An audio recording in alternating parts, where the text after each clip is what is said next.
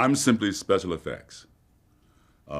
George has recently admitted that when he hired David Prowse, he thought that was his Darth Vader. This guy who was over 6', 6.5 feet tall, and fits in that uniform, that costume, with a slight Scottish accent, and not a bass, but more like a tenor. And it's a very effective voice, but George thought he wanted a, pardon the expression, darker voice.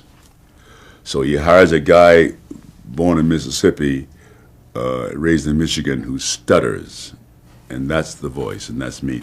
I lucked out, from all these so-called handicaps. I lucked out to get a job that paid me $7,000, and I thought that was good money, and I got to be a voice on a movie. It was great fun to be a part of that.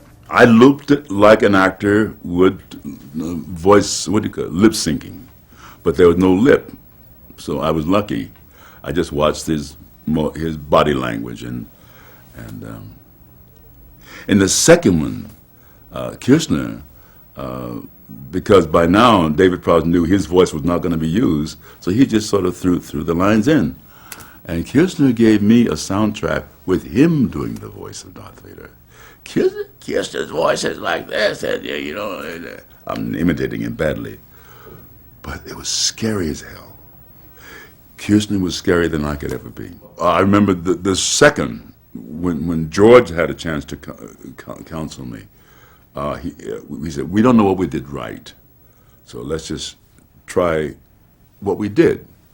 And naturally, I wanted to make Darth Vader more interesting, more subtle, more psychologically oriented, and so he said, no. What we're finding out is